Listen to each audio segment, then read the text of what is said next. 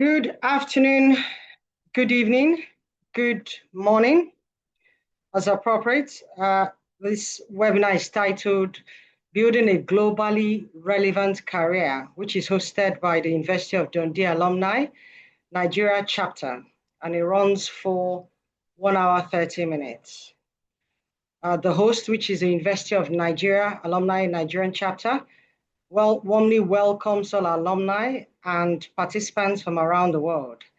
And again, I offer the greetings of good morning, good afternoon, and good evening as appropriate. Attendees are encouraged to mute their microphones, grab refreshments, and settle in for an engaging session with time reserved for questions at the end. The first speaker is Emilomo Arorote. She's the Group Head of Human Resources at Sahara Group Limited. In this role, she aligns human capital with corporate goals, cultivating a culture of high performance, engagement, innovation, inclusion, and sustainability in the energy sector. She holds an LLM in Energy Law and Policy from the University of Dundee, Scotland. Emilomo offers a distinctive viewpoint on blending legal insights with talent management and operational excellence. Her career encompasses enterprise risk management, process improvement, procurement optimization, and leadership development, making her a key driver of resilient, future-oriented organizations. At Sahara Group, she focuses on leadership pipeline development, diversity and inclusion integration, and employee engagement to empower talent in shaping Nigeria's energy landscape. A proponent of servant leadership built on trust, empathy, and collaboration, she addresses challenges like talent migration, energy access, transition, sustainability, and economic diversification. Her diverse experience spans Asharami Energy Limited, Ikeja Electric PLC, and she mentors women in energy via organizations like Women in Energy Network, Society of Petroleum Engineers, and Nigerian Bar Association. Emilomo, welcome. Thank you very much. It's great to be here. The next speaker is Mansour Mohammed. He is responsible for developing new business across upstream and carbon management in Africa for Wood Mackenzie. Previously as head of West African Upstream, Sub-Saharan Africa Oil and Gas, he spearheaded research delivery and industry stakeholder engagement in the region. Mansour has delivered pivotal advisory projects for a diverse range of stakeholders, including IOCs, NOCs, asset operators, financial institutions, and service sector customers. His contribution spans across strategy, valuations, opportunity screening, transaction support, investment attraction, and market analysis across the oil and gas value chain. He's a regular contributor at international conferences as a moderator, speaker, and panelist, where he shares his expertise in shaping the African energy industry. Mansour joined Wood Mackenzie in 2008 as a research analyst in the Sub-Saharan Africa upstream team. He built his expertise as the lead analyst for several countries, developing deep insights into the region's oil and gas sector. Over the years, Mansour strategically managed the upstream research teams covering West Africa, Southern Africa, and East Africa, expanding his knowledge across the continent's energy landscape. Mansour earned his master's degree in oil and gas economics from the University of Dundee Center for Energy, Petroleum, Mineral Law and Policy, CPMLP. Once again, I welcome you, ladies and gentlemen, and we will get into it. Ladies first, Emilomo, this is for you. So you're a group leader in a multinational organization. How has Dundee background influence your ability to navigate diverse markets, particularly in the energy sector? Thank you very much for that question. It's a privilege to be here. So for me, my experience at the University of Dundee opened me up to global perspectives, the academic rigor in Dundee gave me the opportunity to think from a broader lens. And today, in a conglomerate such as Sahara, with presence in over 42 countries, that provided me the foundation to begin to review things holistically and not just from a local perspective. And what that does is that it opens your mind to endless possibilities, right? And so today, that experience, I'm able to leverage it alongside the relationship capital that I was able to build at that time. And so when I'm hunting for talent, even today, because of some of the networks that I built at that time, I'm able to leverage those relationships to achieve my desired outcomes. So University of Dundee provided a great platform that 20 years later, the reason why we're on this call is because we all attended that university at some point or the other. Well, despite the code, I mean, you formed a good network because it is cold. It is cold. It is very cold. So I wonder how we survived, especially for those of us who had lived in the tropics many years before we then went there. I know. So Mansu, the next question is for you. In what ways do you think University of Dundee education uniquely equips Nigerian alumni to compete and thrive on the global stage compared to other institutions? Okay. Good morning, good afternoon, good evening, all. It's a pleasure to be here. First of all, take off from what Emil almost said. How did we survive? We had all kinds of coats and gloves that were mismatched. That's how we survived. But I think to your question, what does the University of Dundee offer to us as global career holders, right? In its essence, the University of Dundee is truly international. We all traveled to Scotland to study, and we interacted with our colleagues, classmates from all over the world. So that gave us that exposure to different cultures, different people, different backgrounds, and that is essential when you're building a career, when you are in your workplace, when you're interacting with different people, to be able to have different perspectives and bring in different experiences to your role.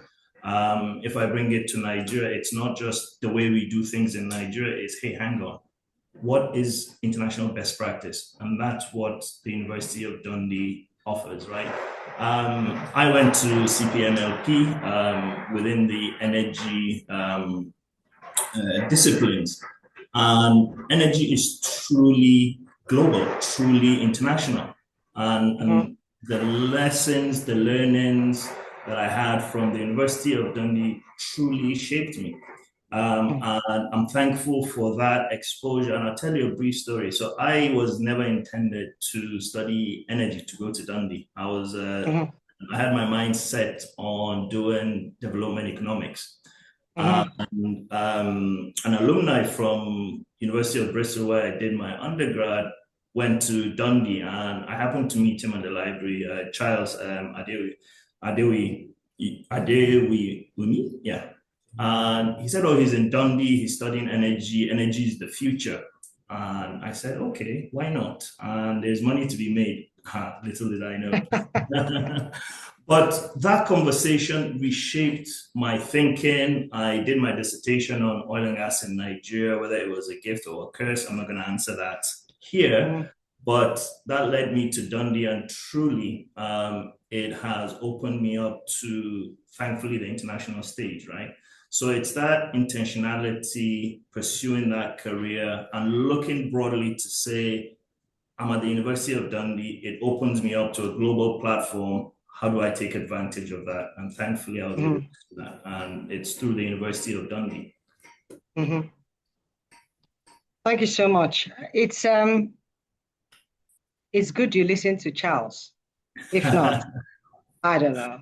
Well, maybe they would have posted you UN to Serbia or something. So Could have been anywhere. Could have been anywhere. But now, if yeah, I reflect back, I'll tell Charles, AI data is the future. yeah, In yeah, 50 yeah. plus years. Strangely, But it's the but metamorphosis of the world. Yeah. exactly, energy is universal. We all need energy in whatever form it is, Mm-hmm. whether it's the fossil fuels or renewables or any of the future technologies. Right? We all need Mm-hmm. energy to Mm-hmm. develop and grow and expand economies. Mm-hmm. Mm-hmm. Mm-hmm. So thank you so much, Mansoor. Thank you so much for that. So Emilomo, you're a HR/lawyer, but you see, competencies or mindset are quite crucial in the workplace. So what are the top three competencies or mindset that professionals must develop today to build a career that remains relevant across borders, industries, and economic shift? I'll give you an example. I mean, Mansoor just spoke about energy is the future. Now AI is the future. But the fundamentalism is that everyone runs on energy, whether it's solar, power, water, the energy has to power the AI. So what are these three competencies or mindset? We're now in a fluid working environment that professionals must develop to build a career that remains relevant across borders, industries, and economic shifts. Thank you for that question. So first, I would say every employee or every entrepreneur must have the mindset such that you're resilient, you're flexible, and you're agile. So everyone is talking about data and AI today.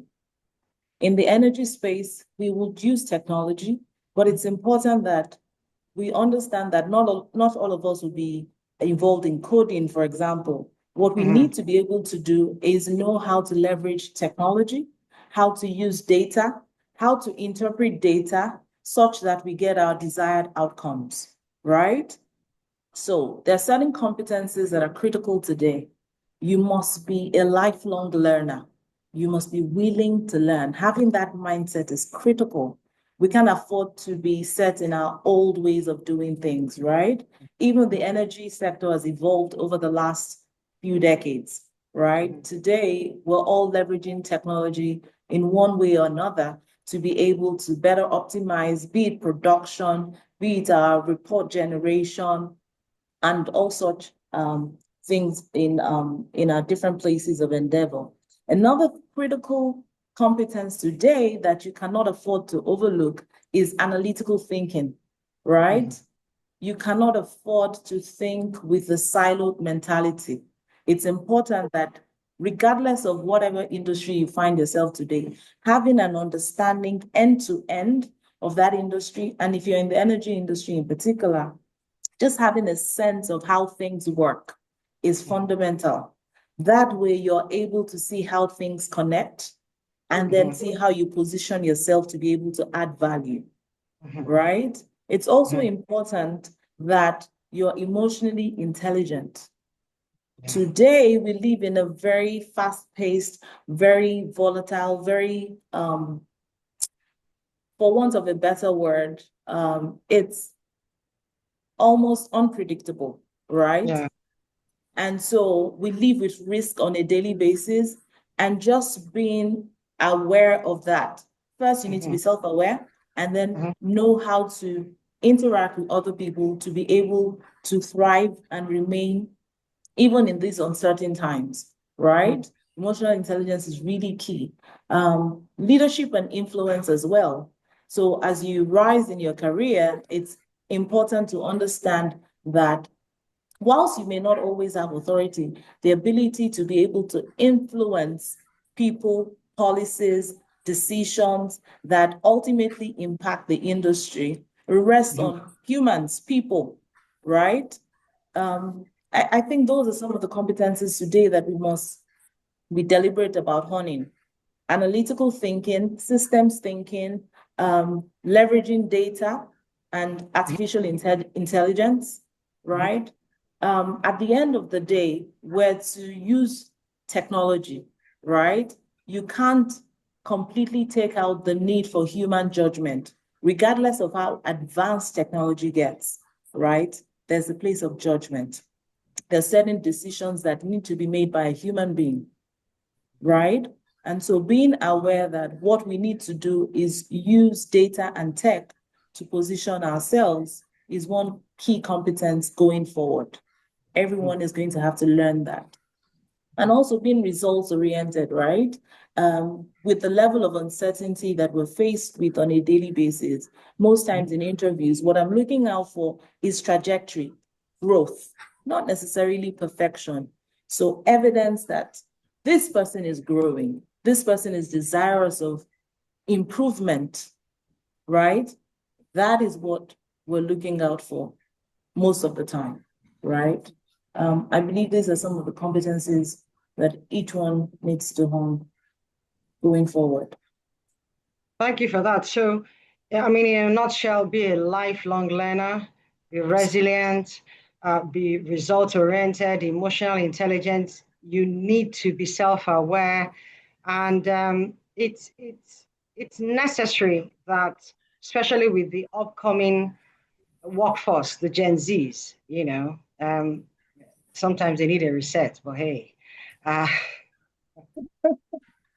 Yes. But nature would always adjust one, and it's good that you have mentioned these competencies and mindset, so that just in case we need to go back, self-reflect, know where the gaps are, and find ways to improve it. Thank you so much.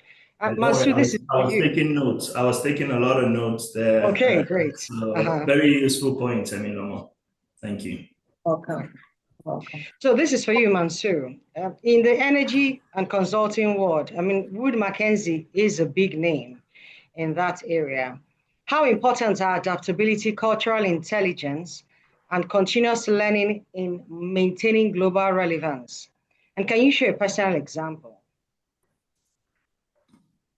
So in what is a fast-moving industry, one has to stay relevant, stay current to what's going on, not just within, for example, the Nigeria upstream landscape, but globally, what's happening, what are the moving parts, because it's a truly international sector, right?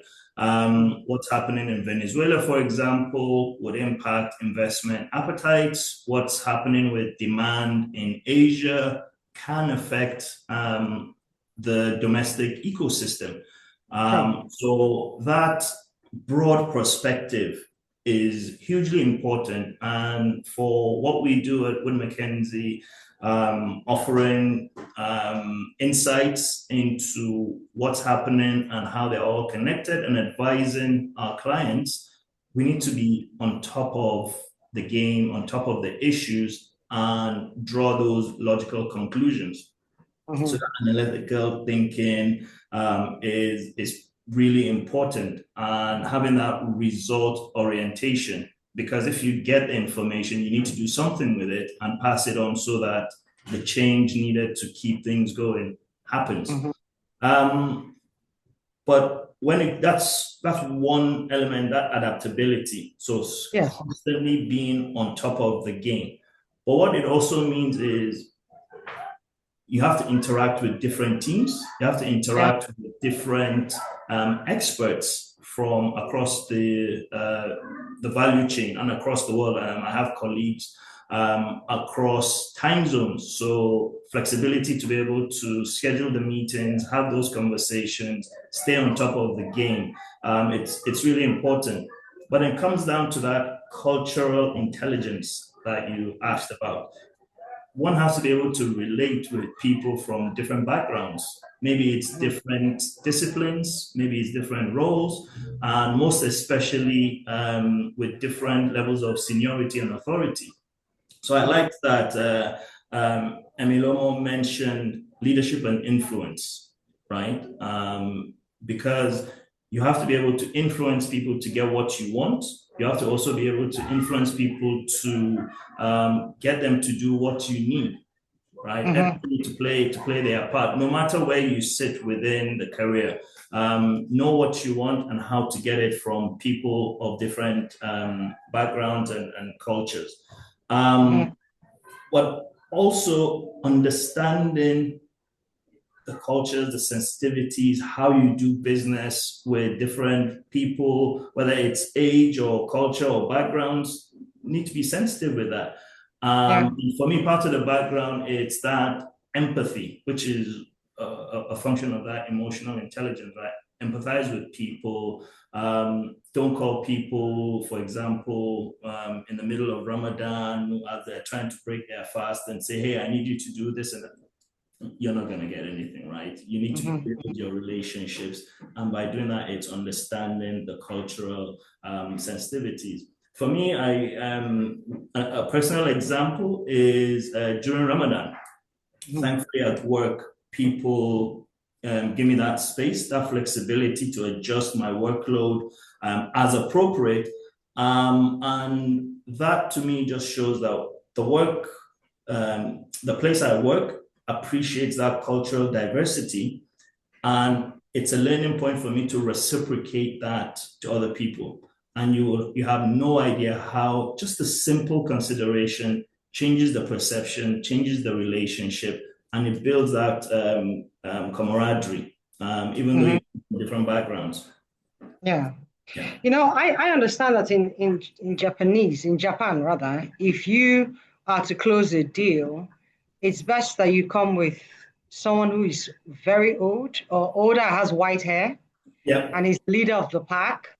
So you need to update him, because if you are young and you have black hair or tinted like mine, they're not probably going to listen to you. And so they will just so it's understanding that. And also in Asian culture, you have to go out to dinner before you close deals. Oh, yeah, they love that. They have that stamina. Forget jet lag, you have to have the stamina. Yeah, they love that dinner. The Asians, they don't joke. Exactly. Yeah.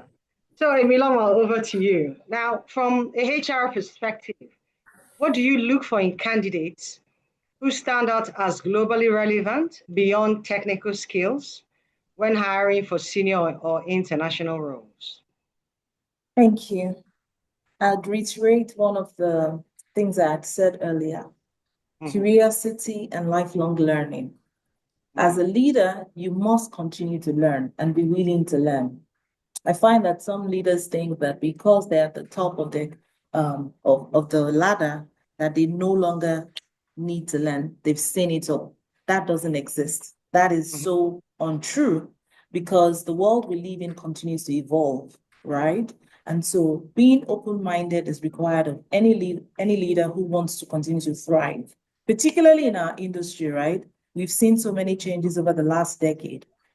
And for me, when I see a resume, especially for senior leadership roles, I'm looking out for someone who is open to learning, someone who's curious, someone who's willing to take on a challenge, right? Are you evolving with the world, right? In the workforce today, we have different generations who have to collaborate to achieve our desired goals. And so as a leader, being able to work across demographies, across age generations, across different cultures is critical. So you must be open to learning, right? What worked for us as millennials may not work for this interesting generation called Gen Zs, right? And then there's the Gen Alpha that we would have to deal with at some point, right? Again, creative and systems thinking. Whilst the energy industry is one that thrives on precision and repetition, so we've drilled wells back to back. As a leader, being creative and understanding that, but we can do things differently, right? How do we tweak things around to make it a little more efficient, a little better, right? Understanding how things connect and providing the environment that allows people to then critique it so that they can improve on it, right? That is critical. So beyond technical competence, I'm looking for someone who understands influence, someone who can persuade people to get to the desired destination, right? Because anyone can have the title, but the one who is able to influence people, you must be able to sell a dream, right? If people are able to buy into your vision, they would go to the ends of the world just to do your bidding, right? So as a leader, because you can be technically competent, but as you rise, you find out that it's no longer about your technical competence. It's about being able to galvanize efforts, get people from cross-functional teams, regions to collaborate to achieve your goals. So those are the kind of things that I'm looking out for when I seek to engage senior leaders, when I'm looking to fill critical roles, asking questions about how you've been able to surmount unusual challenges, how you've been able to deal with even black swan events that you typically wouldn't be able to predict on a good day. How were you able to deal with uncertainty? Because anybody can thrive where there's certainty and clarity. Yeah. Being able to lead in the midst of chaos, in the midst of challenge, is what makes you stand out. What's your thought process like? How are you able to resolve issues in very unpredictable climates or ecosystems, right? For me, those are the things that make you a standout candidate or professional. You know, I hear what you say, and I like to say that nobody is the owner of knowledge, you know. So in my personal experience, you can learn from someone far younger than you. You can learn from someone far ahead of you. You can learn from someone your mate. And the way God has created us, you can learn from yourself, the former self and the current self. The important thing is, are you willing to learn? You know, so back again to that thing that you said, lifelong learning. It's quite crucial. The earlier we embrace it, the better. So Mansur, this goes to you. Oh, so sorry, Emilomo. No, I just wanted to add that, and that's why reverse mentoring is also very useful these days. Being intentional about surrounding oneself with younger folks who you can learn from. So I call some of my younger colleagues my mentors, and they giggle. But the truth is, I learned how to use technology from some of these colleagues of mine, and I also share with them. So it's a symbiotic relationship, right? It's a win-win for us. I'm learning how to stay ahead of the curve, and they're learning institutional knowledge from me, right? Yeah. So I just mean, the other day I learned on Instagram that you can go back to your history. I finally found it. So, and then I learned on WhatsApp that you can click on the messages and do read without opening. Wow, I just learned that. So we're making progress. The true lifelong learner that you are. Nice. Yeah. I mean, I was just, tinkling, and then, oh wow. So you can just, you're kidding me? Ah, good. No more opening and closing, opening and closing. So they say it's a bad day if you don't learn something new. I know. So Mansur, what role does personal branding play in global career? And how should one position their Nigerian background as a strength rather than a limitation on the world stage? I'm very interested in this question because, I mean, you know how the Nigerian passport goes, and it's a prayer point to get visa, you see? Oh, yes. And it's the targets beginning of the year as things to achieve. So how does this personal branding play in global career? And how should one position their Nigerian background as a strength rather than as a limitation on the world stage? Yeah. So passport and visa aside, right? Let me turn this on its head and start with one of my favorite quotes. Pardon me. From Romeo and Juliet, Julius Caesar, right? It says, Romeo, Romeo, why art thou called Romeo? If a rose was called but a different name, it will smell just as sweet. Right? Let that sink in. Because we're Nigerian doesn't mean anything, right? We could be from anywhere in the world. Judge a man not by the color of his skin, but by the, what they can do. By the content of their character or something along those lines. So judge by the content of your knowledge, stand tall.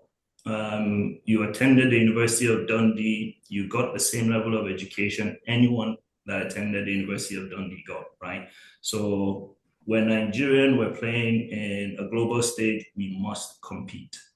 So characteristics that Emilomo mentioned, and own it. That's what you strive for. So use that as your strength. Who you are as an individual, what you bring to the table, use that as your strength. Now, the other thing to leverage, coming to the Nigeria background, is you are so fortunate to be Nigerian, given the size of our population, given the number of people that attended University of Dundee, given the number of people that are doing so well in the industry, they're highly positioned. I mean, to put Emilomo on the spot, right? She's head of HR in a fantastic company. Yeah. Shout out to her. She's sharing wisdom. I'm taking notes. You know, she's Nigerian. So that's the strength that we bring here, right? And throughout, you'll be surprised where the alumni is, whether it's in Nigeria or internationally, we're all over the place, doing fantastic things. So I think we deserve to give ourselves a round of applause for that. Yeah. Yeah. Thank God for everything. Yeah, I agree. Definitely. So you guys are doing fantastic. But the Nigerian background, how do we use that as a strength? Right? How do we come together to collaborate? How do we look out for each other and be stronger together, right? Yeah. And personal branding on the world stage. You've got something to share, go out there and share it. Because we're in Nigeria, probably we can't travel. You probably didn't get that visa to attend that conference. Doesn't mean you cannot contribute to the discourse. I use LinkedIn a lot. I probably need to post more there. It's been a New Year resolution for the past 3 years. Do more contributions on LinkedIn, but it's a rolling target. So, Emmy, don't mark me down. I can relate. So don't up to you, Mansour. Yeah. But you put it out there. You've got a thought, you've got something to share, put it out there. You've got the knowledge. There are some people here that I read their LinkedIn posts earnestly because they're deep, they're critical, they dissect the issues and put that forward. And I learn. So it's their personal brand. So anytime I see that person post, I know their brand is they're going to share something useful. Same thing with every one of us. We have something to contribute. Find the right platform and share it. And being Nigerian is not a limitation by any stretch of the imagination. We need to shake that stigma off, right? And if I may, one story, right? Being a Nigerian, we owe it to ourselves to dispel some myths. We don't help ourselves collectively, right? But we owe it to ourselves. So each one of us is a Nigerian ambassador. I was in Angola 2 weeks ago, speaking with folks from the National Oil Company. And I'm like, you guys don't attend Nigerian conferences. You need to come out to see, because some Nigerian companies attend the Angola conference and they go, oh no, we're too scared. We heard if you come to Nigeria, you need to do certain things to get entry at the immigration, and you need to have police by your door in your hotel. I said, who says? Do you get it? So you've got to dispel some of these myths, and that's being international. That's being the brand. You're fortunate enough to have conversations with some people. You need to play your part to dispel some of these myths, right? And break down some of the barriers that being Nigerian can carry. So I'll flip it around. Just because you're Nigerian doesn't mean anything. Build your brand and correct any misconceptions. It's quite educative what you're speaking about, because it's something we must be conscious about. I've been in places where a Caucasian says, oh, so and so, and I say, no, that's not true. Exactly. I never keep quiet. And then he insists, and then I give him the equivalent in his country. And then he says, oh my goodness, you need some more coffee? And I say, no. So it's having that boldness to not to keep quiet when you are in certain circles where the image of your country is being dematerialized, if I must use that word. Yeah. So, Emilomo, over to you. And Orada, this is for you and Mansour. What are some common challenges? Oh, no, I'll get back to this question. I'll send this to Emilomo, which is quite crucial. COVID taught us remote work, right?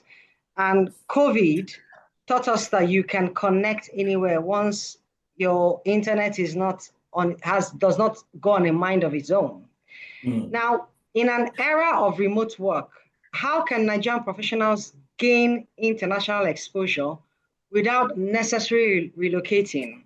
And then might I add, I understand that sometimes the challenges of Nigerians getting remote work is by the time they triangulate your IP, you can get an access, or even if you complete the form, you are put in the coldest part of the freezer. So, what are the tips? Thank you for that question. So the first tip is understanding that whatever platform you have is your CV. That is your resume. Whether or not you have a visa, whether or not you're able to physically get a job in any part of the world, today it's become clear that you can get a remote job or a hybrid job from wherever you are. You can work for Singapore from Lagos, right? What is important is the value you bring. You cannot deny value. Where you're able to prove competence, regardless of the limitations physically, where that is proven over time, you'll be sought after.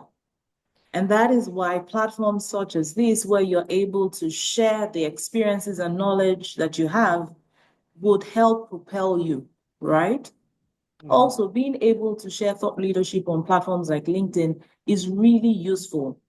I've been able to headhunt people from LinkedIn, right? Conferences, webinars also provide an opportunity to share your brand, because each one of us is a brand. We're walking brands per time. And so we must be aware of this, right? Consistency is key. You must be known to be a person of value, a professional who is able to deliver good quality work. And you'll be shocked at how the quality of your work begins to speak for you. And then you also gain sponsors who, whether or not you're in the room, they're able to give referrals and make recommendations about you because you've been tested over time. So your track record is critical. Your credibility must never be in question, right? And then leveraging relationships. So a lot of us were at the University of Dundee, a lot of us were at the center. But are we active in UOD, in the alumni group? Maybe, maybe not. Thanks to friends like Ozim Desire that ensured that I was able to become active on the platform. Today I'm here, I'm speaking, right? We all need to be intentional, right, about our brand. Ultimately, that speaks volumes better than whatever you write on your resume. Because at the end of the day, most organizations do their due diligence. I certainly do that on behalf of my organization, right? And so the limitation is not your location. If anything, your being Nigerian is proof of your resilience.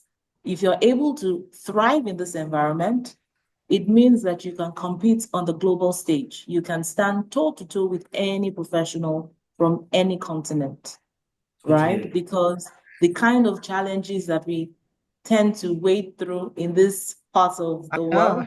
I know. Fascinating. It's a PhD thesis. Honestly, right?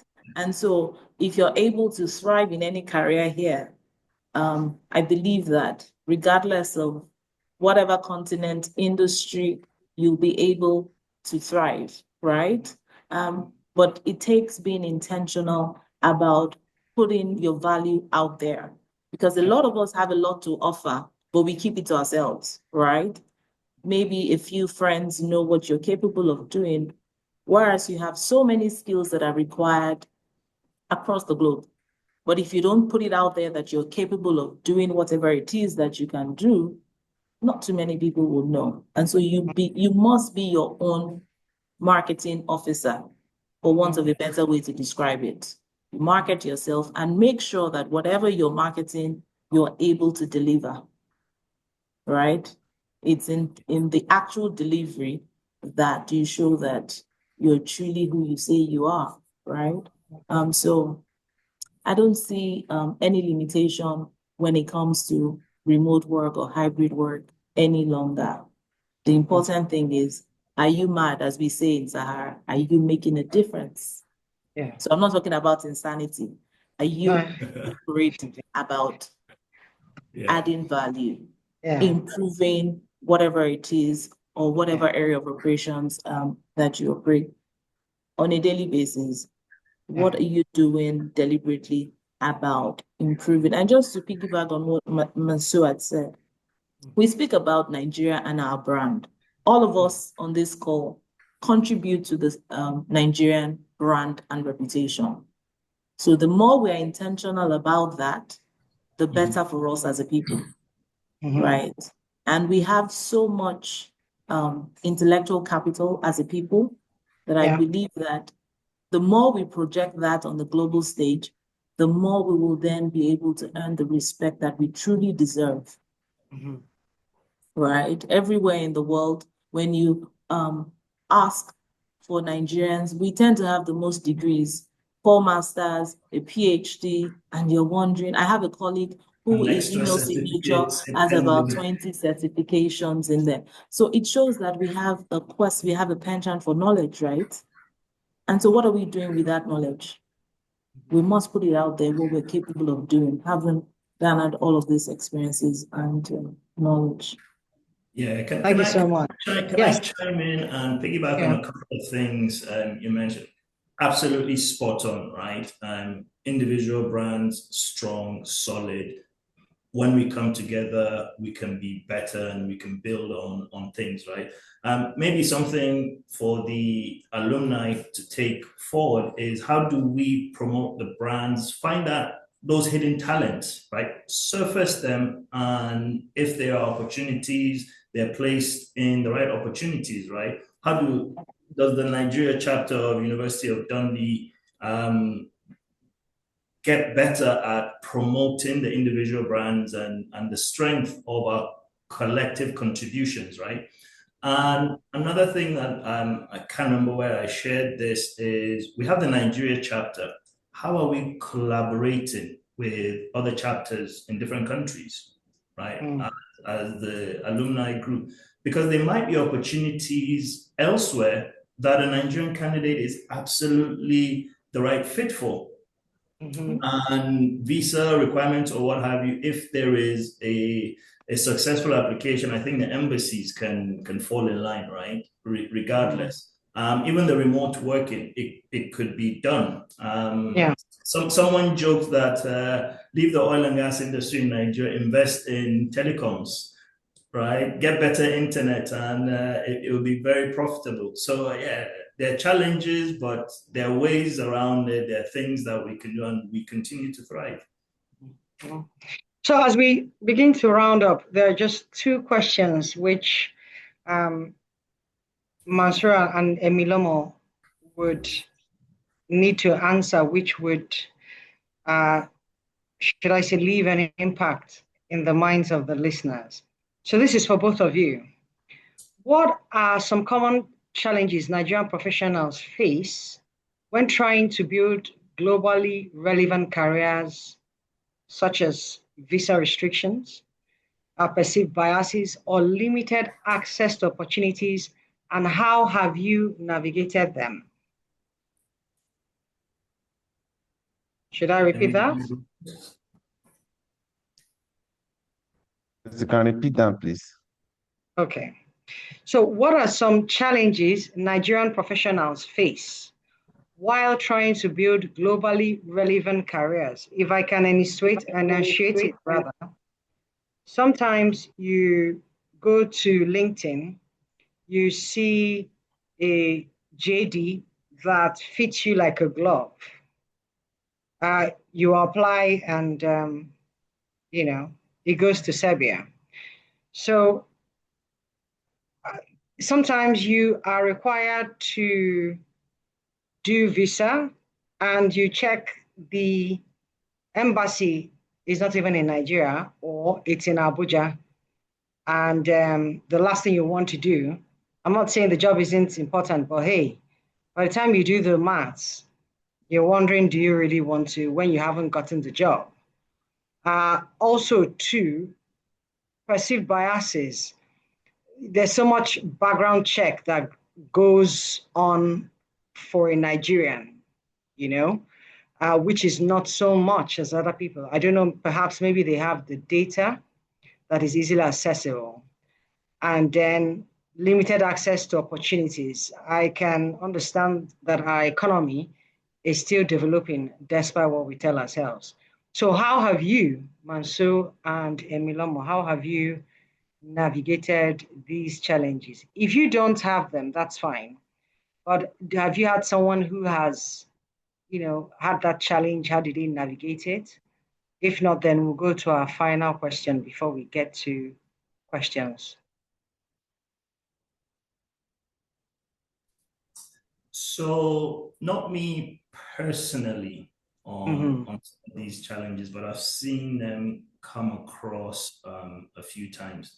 Um, so a lot of people apply to WordMark and say, hey, I've applied. It would be great to either talk them through the process or recommend them. And I don't Okay. hesitate pushing CVs forward.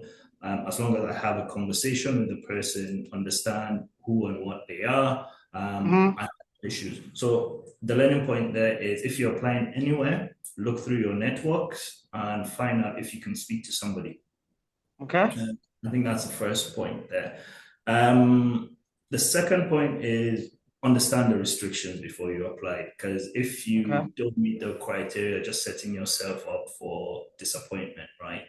Mm-hmm. What are the restrictions and how can you navigate those restrictions? I think it's important because if there is no way, there's no way, then, save your application energy for somewhere Mm-hmm. else.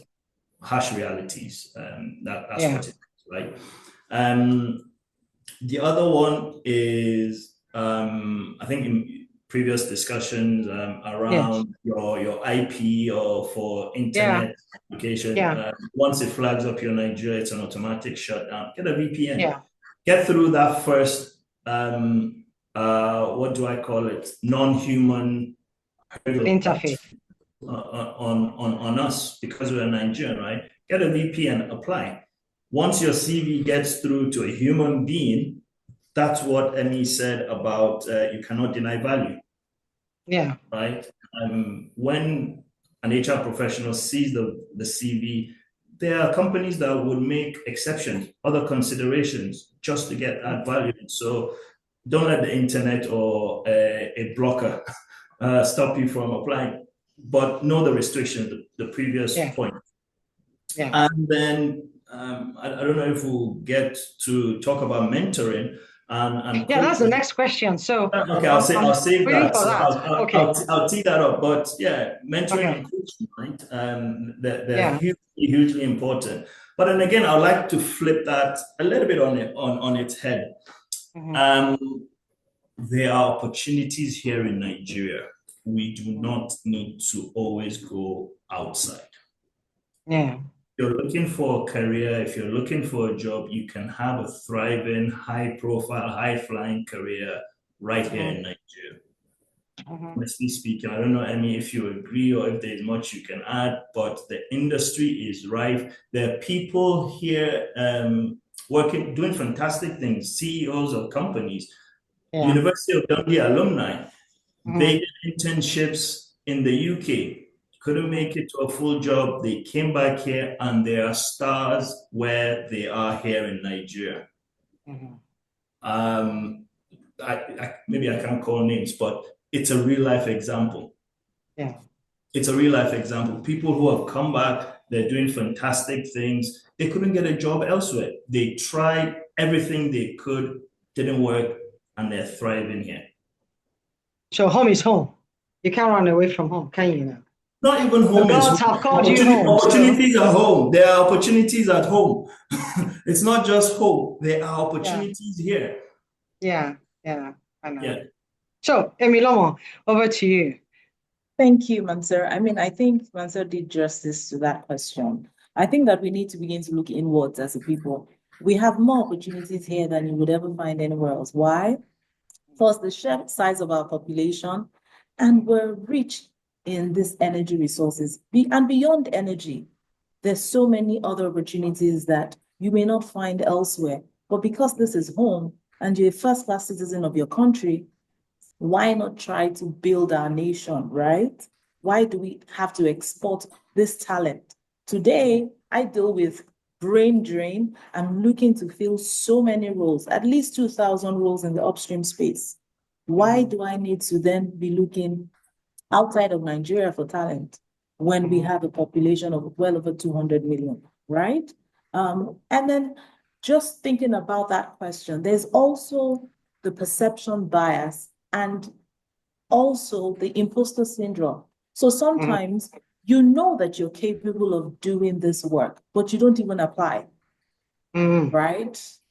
Because you're second guessing yourself, whereas your counterpart on the other side of the continent would apply. So there's that as well. Whilst there may be visa restrictions and what have you, some people don't even bother to try. Once it's an international assignment, they decline because there's that self-doubt. And I say you have to try. Let it not be said that you never tried. What is the worst that would happen? And for some of us, we'd rather be here because at the end of the day, I'm first interested about adding value and building a legacy here, right? And who says other opportunities to then lead continents can't arise from here? Today, I sit in Lagos, but I oversee our operations, HR operations across the globe, right? So I think first it starts with the mindset, not seeing the limitation or the barriers, right? But being intentional about consistently delivering value. That way, I mean, we have so many technocrats today, Okonjo-Iweala, Adesina. These people have been able to prove themselves that they're worth their mettle, that they're being sought after from here or wherever they may be. So I say first, ensure that you hone your competencies, and that way it's clear the value that you're able to bring. I believe I have a personal mantra. There's no harm in trying. And then my personal mantra goes ahead. Try. They say no, just try again. They say no, then you try again. So along the chain, somebody will say, you're bugging me. What do you want? So being self-aware and self-confidence, we tend to underestimate the damage lack of self-confidence does. And you can overcome it by giving yourself a pep talk. Neka, you can do this. We also have a backup for those that watch Korean soap operas. Kacha, so you can give yourself a pop-up before you do anything. And believing in yourself is quite crucial. So as we round up to the last question, before questions from the audience pops up, this is for both of you. How important is mentorship, whether formal or informal, in building a global career? And how can our alumni community better support one another, in this area? Ladies first. Thank you. I cannot overemphasize the importance of mentorship. It doesn't have to be structured, it can be informal, but the sheer guidance that you get from having a mentor, the clarity that comes with having someone who's towed the similar path, I think it's critical that everyone has a mentor. Now, what are the values that you hold dear? When you see those values in someone who's experienced, who's probably encountered the kind of challenges that you've never even envisaged, it makes life a lot easier, right? Why try to reinvent the wheel? Yeah. You see a veteran in the industry, you look up to this person inspires you. Why not walk up to them, build relationship, and also show that you have something to offer? Like I mentioned before, you can't afford to be seen as parasitic, where you just want to extract value from your mentor. You must be willing to add value to them. You see some useful information, you share with them. If it's thought leadership, share with them. Whatever it is that you can add as well. As you offer that, the next person also wants to do the same, right?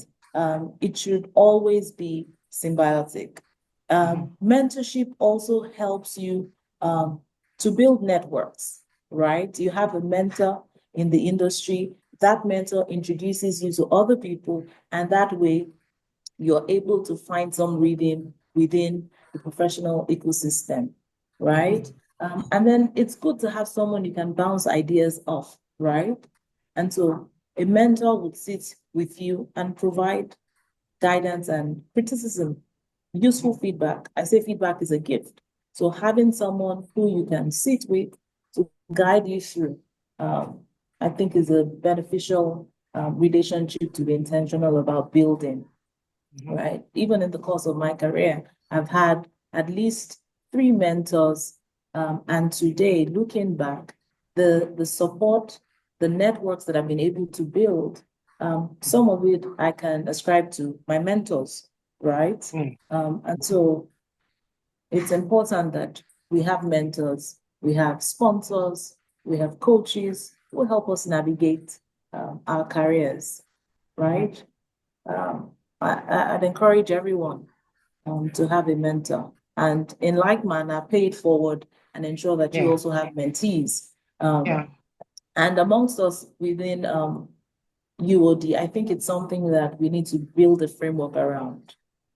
That way, it becomes part of the legacy that we're also building as professionals. Haven't gone through the University of Dundee. What are we doing for the next generation of professionals who would be taking on the baton from us, right? We need to put some structure around it. And I'm willing to volunteer myself to mentor younger professionals within the energy and even outside of the energy industry, right? I think that if we all decided to do this and pick 1 or 2 persons, over time, we're able to build the kind of professionals that we want to see, who are able to compete on the global stage with confidence, with clarity, and ultimately help to position us, Nigeria, as a place where exceptional talent is being bred. So if I have your permission, I'm going to put on my DP or my status on WhatsApp. Feedback is a gift. Emilomo Arorote. So that's it on the marble. So Mansu, over to you. How important is mentorship? I'm very serious, Emilomo. How important is mentorship, whether formal or informal, in building a global career? And how can our alumni community better support one another in this area? Emilomo said it all, right? Get yourself a sponsor. Your sponsor speaks in rooms where you don't have access to. So get yourself a sponsor. Get yourself a mentor. They help you navigate your business environment. They help you navigate your career paths, your career decisions. They help you navigate any challenges, right? Get yourself a coach. A coach helps you practice safe space, right? Where you can hone in your skills. There are no silly mistakes, my coach says, there are no stupid questions. That's your testing ground. You need to test the thesis. You speak to your coach. How are you going to present yourself? How are you going to position yourself? You need to get all 3, right? And you need to get yourself a buddy, whether it's a formal body or an informal body, someone that you can either vent someone that you can speak freely, openly to about things. They don't have to do anything, right? They just listen, absorb, and then reposition you. It could be your mate, your course mate, or what have you. Throughout Dundee in my early careers up to now, I have one of our alumni, Oboy Donegay. That's my D1, right? Been through it all with him. I still call him to check in on things, position things, and that's what keeps us all going forward.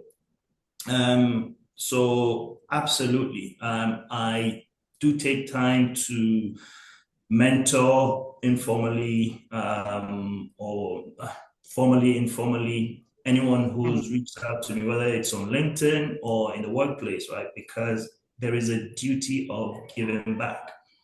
We all didn't get here on our own accords, right?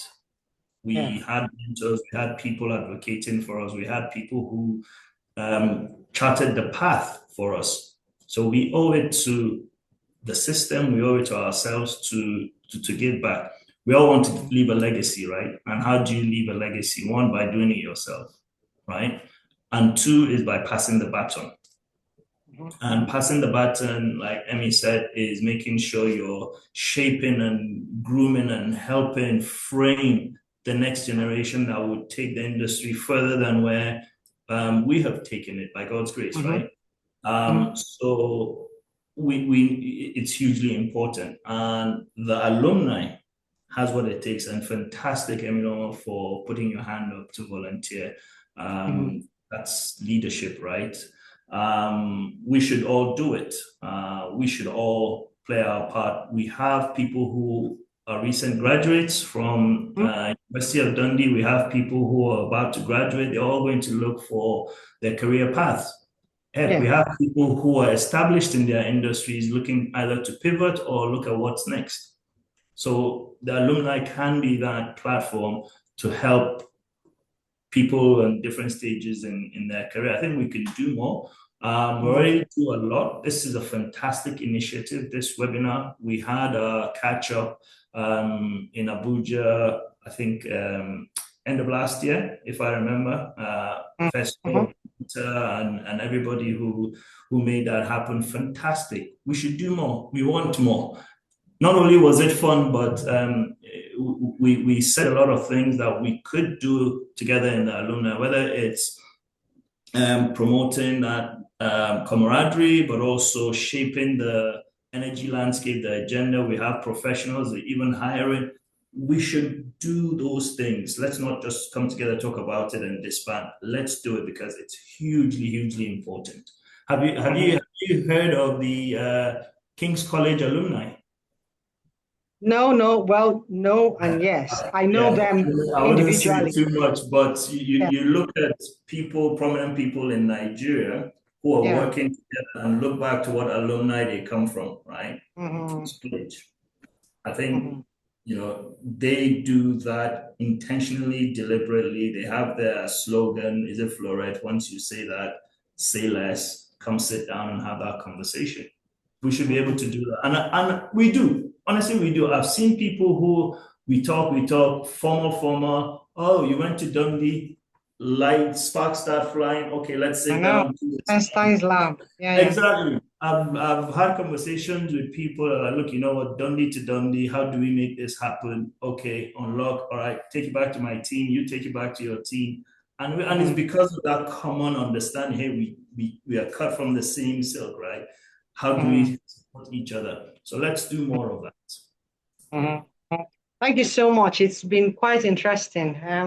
We can stay here all day, but we need to get back to reality. Exactly. George would, well, he's joining us again. George, could you say a few words about the well, not upcoming, but there's I know there's concerted effort to have a mentoring platform under UOD alumni. So, George, if you're there, could you just say 2 words? And then if you have any questions, could you indicate by raising of your hands? It's 10 minutes for questions. George, are you there? Yes, Neka. So first of all, thank you everyone for joining the session, and I hope my background is not too noisy. So, uh, so, so I know that there's been a lot of question about how we can support mentoring. We've made several efforts at building a mentoring network with the UOD, and we're going to make another pass at it again this year. We're setting up a mentoring and members personal development meeting made up of a number of alumni. And we hope that with this platform, we'll be able to support and mentor our new graduates, our mid-career graduates, as well as a number of us that have gone, quite far in our career. But as there is a demand, we also have to have a supply. So it works both ways. So they have to be people that are willing and able to mentor people, as well as people who are willing to be mentees to mentors. So though the supply and demand has to be strong enough for us to be able to develop this program. And I crave the support of all members. So you can be a mentee and you can also be a mentor because you're dealing with people at different stages in their career. So yeah, we will develop this program in a concerted way in the course of the year, and we'll let the alumni group know. Thank you, Neka, and thank you for the fantastic speakers who joined us today. Much appreciated. Thank you, George. Is there anyone who wants to make a comment, ask a question? If not, then we would be winding down. Could you do that by indicating or unmute yourself? Questions or comments? Or should we ask Milomo if space there for our office? I have a question. Yes, please, Emmanuel, go ahead. Hi. Thank you. Thank you very much, Nika. Thanks, Monsieur. Thanks, Emilomo, for this really, really insightful session. And I think I was particularly interested because it's applied to me because I'm relatively new returning back into the space. I've been back in Nigeria for less than a year. And getting all these details and information has been able to help me navigate the corporate space since returning to the country, because that was a very big fear I had when I decided, okay, I was going to leave the UK and come back into the country. And I mean, it has been, to be honest, it has been progressive so far because, coming back into the country, able to secure a role and currently growing within my organization right now. I've heard of situations where people make this leap and did not survive even for years to get that traction back. And I'm honestly grateful for where I am right now. So the only question I wanted to ask is, I'm hoping to get I'm hoping to get exceptional growths back into the country with my wealth of experience and skills I've been able to gain. So this is like a personal question, like what worked for you, Monsieur, and what worked for you, Emilomo? I kind of understand all the framework you have provided for us, but like in your particular scenario, when you said, okay, Monsieur, I'm going to be back in Nigeria, like what was that traction for you? And how long did that progression take? Because I want to make sure I'm not having a very fantastical idea of how much this growth is going to take. But like, do it take you like 5, 10 years before you're able to like hit that stage in your career that yes, I've arrived? So that was my only question. So we'll get to you. So just a quick one before Mansour and Emilomo. We would be wrapping up at 1:25. So over to both of you. First, I will get to you. I can see your hat, but they can't see your face. Yes. Okay. Where do you work, Emmanuel? I work at Netcom Africa. Netcom Africa. So it's an IT infrastructure and connectivity company. Fantastic. So I can go. I moved back fully to Nigeria in 2022 after COVID. I did my first attempt in 2020. COVID happened. Company sent me back. What's on reflection? I got sent by my company. So there was that security for you. You have a job, so great. You're not back here not looking for something. What worked for me, I had a good network in Nigeria, in Abuja and Lagos. So I had people that I could relate to on coming back and build from there. So people within the industry, the sector that I work with, that was a huge learning. That was a huge comfort position for me, right? And then I also reached out, made new connections. One of the biggest fears that I had was my social network. Am I just going to come back and it's work and I don't have that social support, social network? Yeah, go out, meet new people, whether it's people you know or people you meet around town, hang out, because that gives you a sense of settling back. And it's through those networks. One of my mantras, your network is your net worth. No idle chit chat, be intentional, right? Your growth focus, clearly fantastic. You're driven. Turn that into action. What do you want to do? How do you do it? Who do you do it with? I think that's useful. So you're back, you have a job, use that as a platform and then take it from there. There are many of us like that. We've come back and we're trying to navigate, we're trying to settle down, all of the above, but everything we've said, you're in the right place. Cool. So, Emilomo, 2 minutes. Professor, 2 minutes. Yes, go ahead. Right. Thank you. So, Emmanuel, I moved back in December 2008, and I started working in Sahara in January 2009, and I've been here ever since, so over 17 years. And so for me, moving back, it was clear that I wanted to come back here, and having a job waiting was good. But I think the decision about the job also helped. So I've worked in an organization that has allowed me to grow by keeping me on my toes and giving me opportunities. And I, on my own part, have also been very open-minded and willing to take on risks.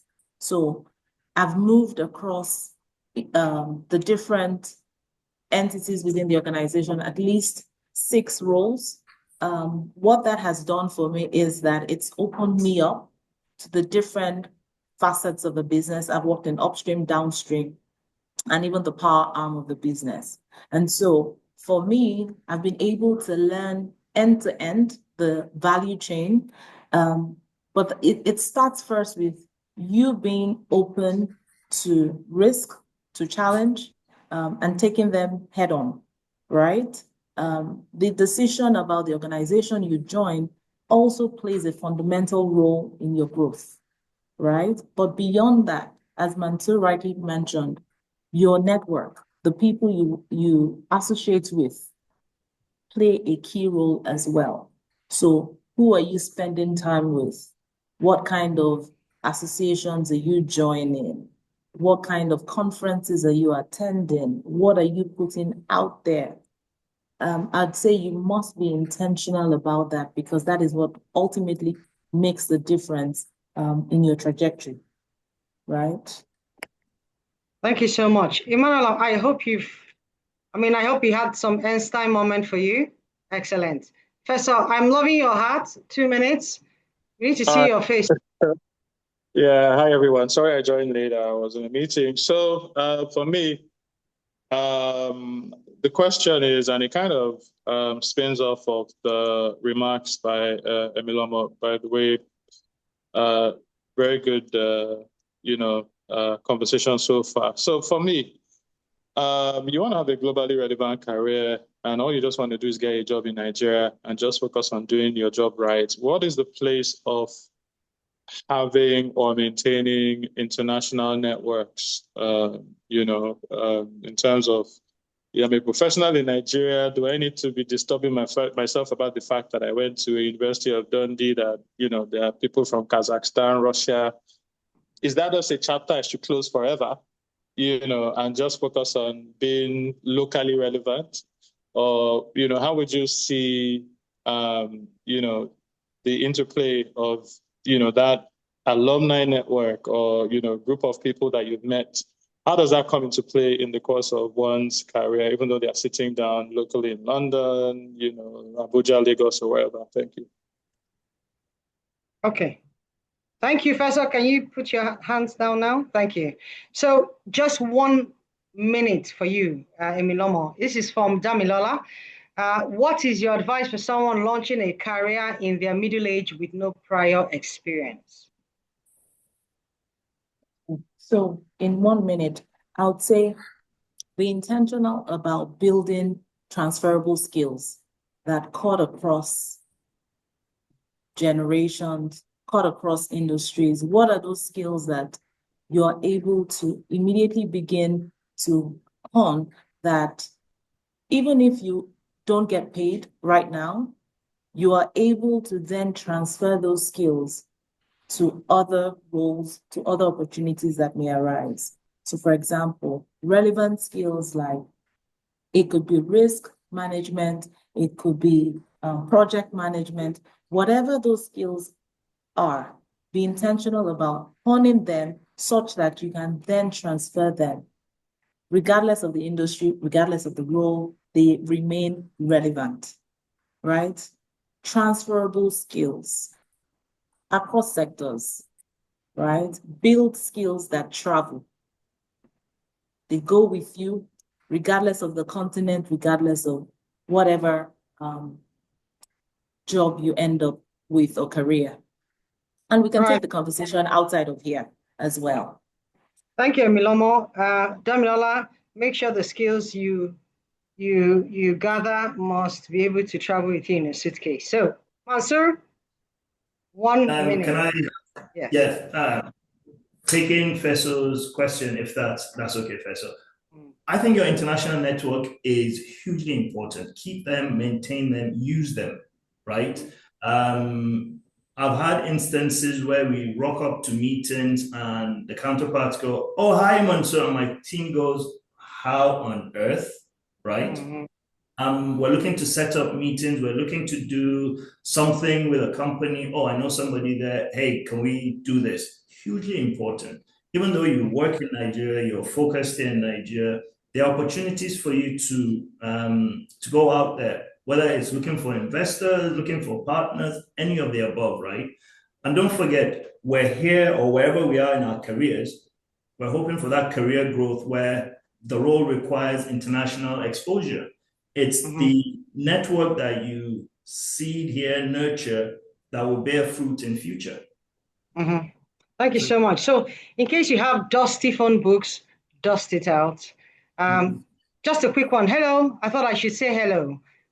Even if they say, "Who are you?" if you introduce yourself and start from there. Don't just blank out and reappear when you need something. People are quite resentful if you do that. Keep in touch. Thank you so much for attending. This has been quite educative. I have already posted "Feedback is a Gift" by Emilomo on my WhatsApp chat. You can check that out.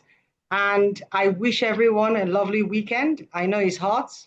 Let your AC work effectively. And to our Muslim brothers, Ramadan Kareem. I wish you all the best and have a lovely day. Bye. Thank you very much, Nneka, and everyone who joined. Thank you, Mansour. Pleasure. Enjoy the rest of the day. Bye, everybody. Bye. Pastor, I need that Thank your heart. you. We will relate later. Am I what?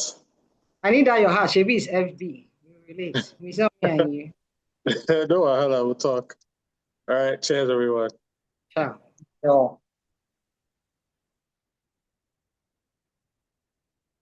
So I'm going to sign off everybody now.